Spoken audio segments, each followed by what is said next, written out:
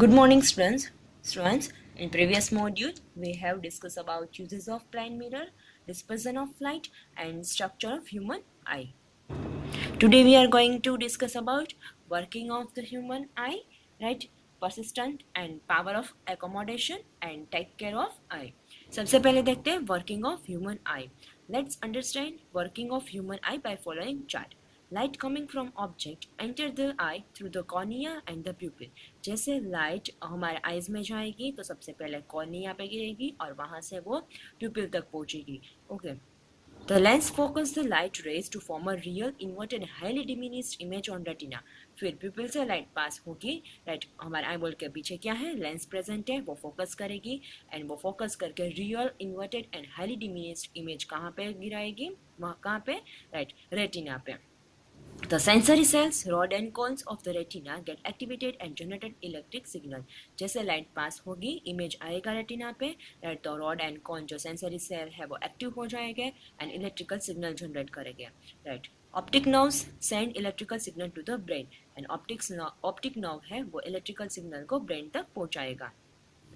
फिर ब्रेन उसको इंटरप्रेट करेगा, right and erect image interpret करेगा. ओके, क्योंकि रेटिना पे इन्वर्टेड इमेज मिलता है बट ब्रेन उसको सीधा ही डिकोड करता है. ओके, तो ये आपको आई का पूरा वर्किंग दिया गया है. देखो आपको यहाँ पे फिगर दिखाई, ऑब्जेक्ट आई यहाँ पे कॉर्निया में पास होगा, फिर प्यूपिल, फिर यहाँ पे इन्वर्टेड इमेज मिलेगा एंड ब्रेन उसको इरेक्ट डिकोड करेगा. Okay. Next, persistent of vision. When light coming from object falls on a retina of eye, the impression of image does not vanish immediately from the retina.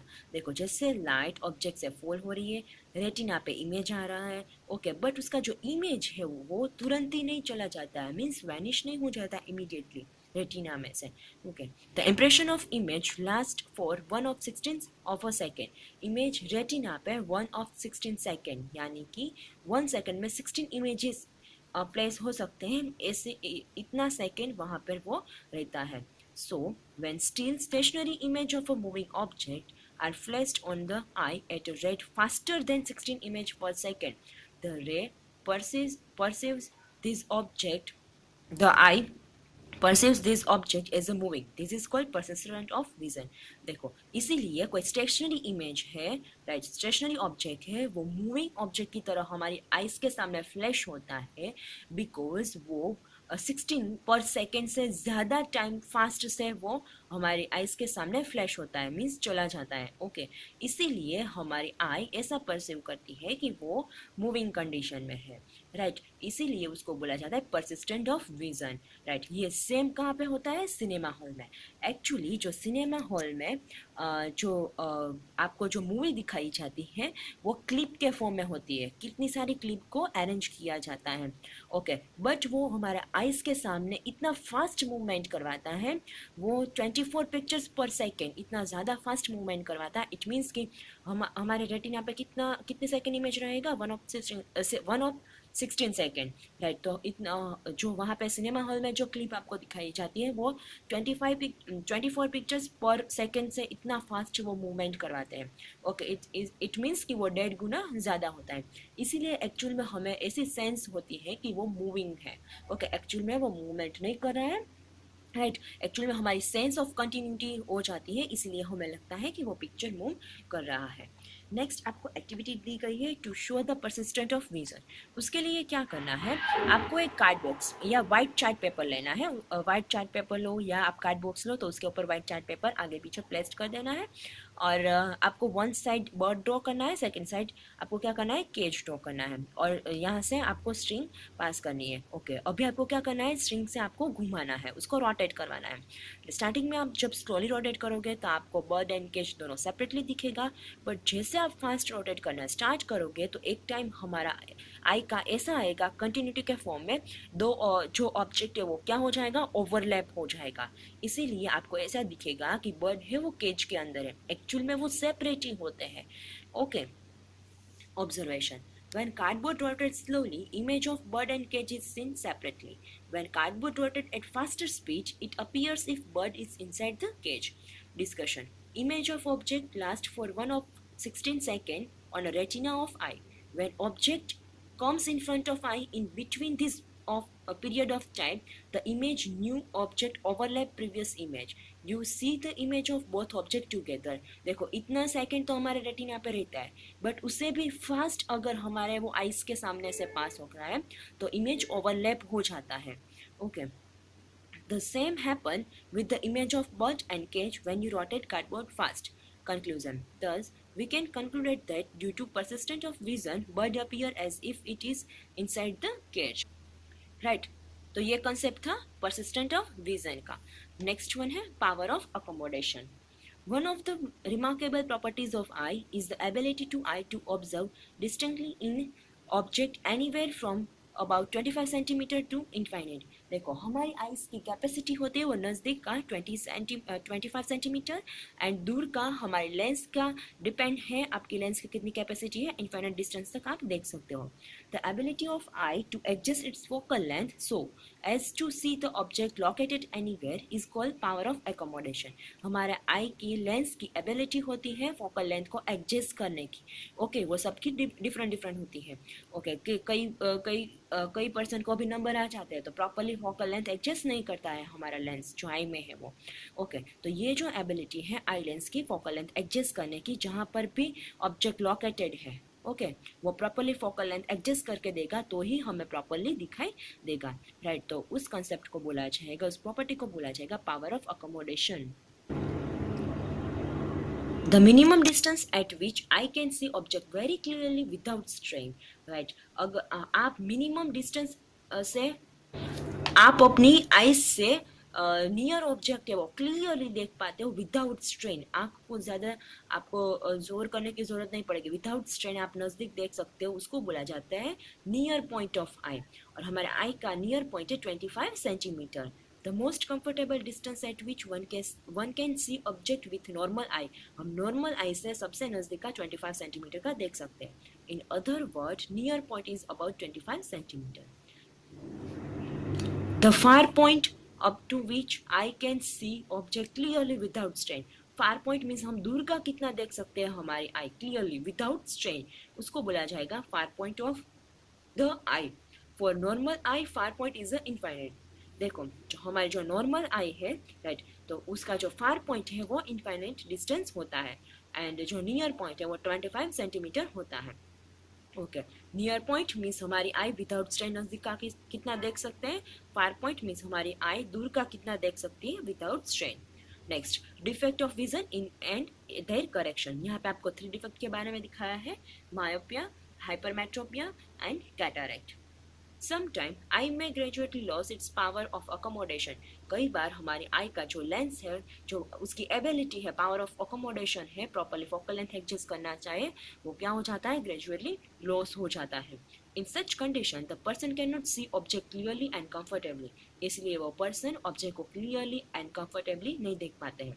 ही और she feel strain in eye. The vision become blur due to defect of eye. इसलिए vision क्या हो जाता है blur हो जाता है क्योंकि उसकी आईज में डिफेक्ट होता है. The common defect of eye are as follow. First one near sightedness or myopia. A person suffering from myopia or near sightedness can see near object but cannot see distant object clearly. जो देखो यहाँ पे जो person है right उसको क्या होगा नज़दीक का दिखाई देगा बट उसको दूर का नहीं दिखाई देता है. उस पर्सन में जो डिफेक्ट होती है उसको बोला जाता है नियर साइटनेस और myopia. In a myopic eye, image of distance object is formed in front of retina. Actual में हमारे जो यहाँ से लेंस से जो इमेज पास होता है वो रेटिना पे एग्जैक्टली फोकस होना चाहिए बट वो ये जो पर्सन है उसका इमेज रेटिना से पहले मिल जाता है इसीलिए उसको प्रॉपरली नहीं दिखाई देता है. To correct myopic eye, a person has to use spectacles with concave lens. अगर वो करेक्ट करना है तो जो हम स्पेक पहनते हैं राइट जो हमारी एज में जो हमें स्पेक आ जाते हैं ओके तो वो अगर आप कॉन्केव लेंस के स्पेक पहनोगे तो आपको इमेज है वो एग्जैक्ट कहाँ पे मिलेगा रेटिना पे राइट. तो आपको कॉन्केव लेंस के स्पेक पहनने चाहिए ओके अगर आपको मायोपिया या नियर साइटनेस डिफेक्ट है तो. Farsightedness or hypermetropia. A person suffering from hypermetropia or farsightedness can be see distant object clearly but cannot see near object. देखो ये जो पर्सन है जिसको क्या होता है दूर का दिखाई देता है नज़दीक का नहीं दिखाई देता है right. In a hypermetropic I, image of near by object is form behind the retina. इसमें क्या होता है, ये पर्सन में जो इमेज है वो रेटिना से दूर मिलता है। इसीलिए ये पर्सन को अगर ये डिफेक्ट करेक्ट करनी है तो उसको कौन सा लेंस यूज करना चाहिए स्पेक में, कॉन्वेक्स लेंस, राइट। तो इमेज एग्जैक्ट कहाँ पे मिलेगा, रेटिना पे, okay. Next one, cataract. It is a leading cause of blindness among the adult of 45 year of age and older. ये ज़्यादातर 40-45 की एज से आप अप एज हो जाती है तो उसको ये ज़्यादातर प्रॉब्लम होता है, जिसको हम मोतियो बोलते हैं। The I lenses become cloudy and hazy. उसका जो आई लेंसेज है वो क्लाउडी एंड हेजी हो जाता है। Because of this cloudiness, light rays do not pass easily through the lens to focus the retina. Cloudiness की वजह से लाइट रेज इजीली लेंस से फोकस नहीं होता है रेटिना पे। As a result things look foggy and cloudy, इसलिए उसको ऑब्जेक्ट फोगी एंड क्लाउडी दिखेगा।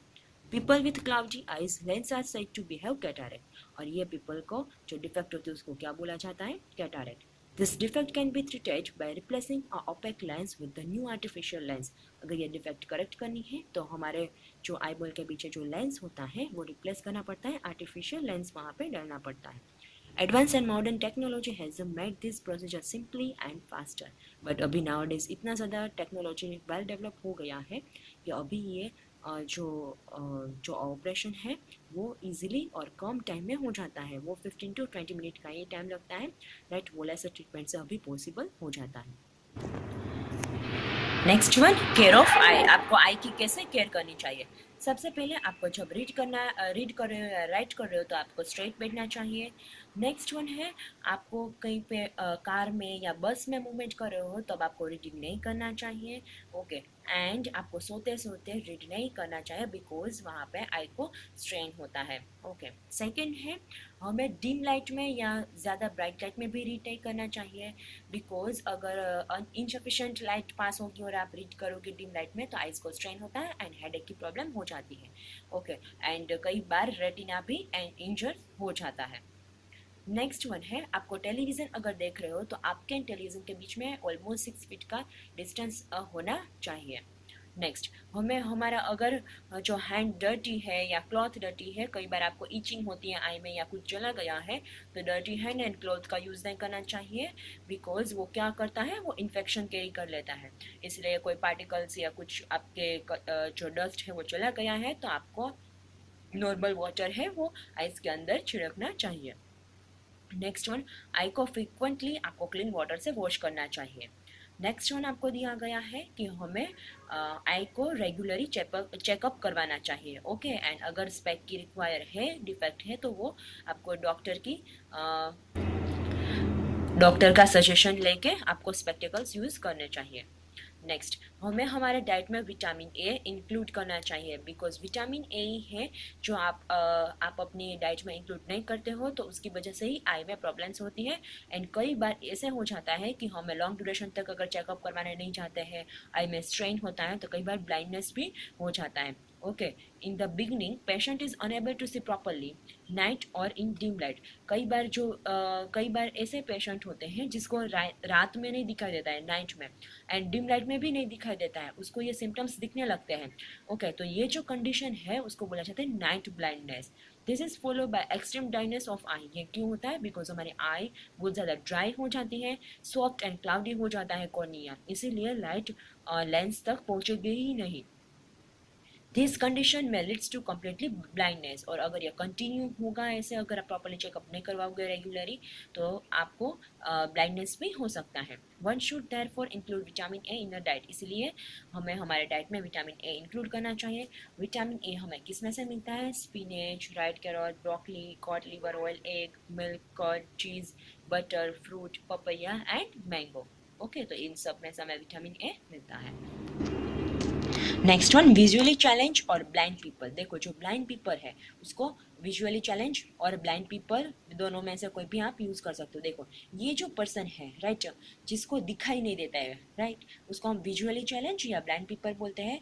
ब्लाइंडनेस 2 टाइप का होता है, क्योरेबल एंड इनक्योरेबल। क्योरेबल जो हम ऑपरेशन से क्योर कर सकते हैं, बट इनक्योरेबल है उसको हम क्योर नहीं कर सकते हैं।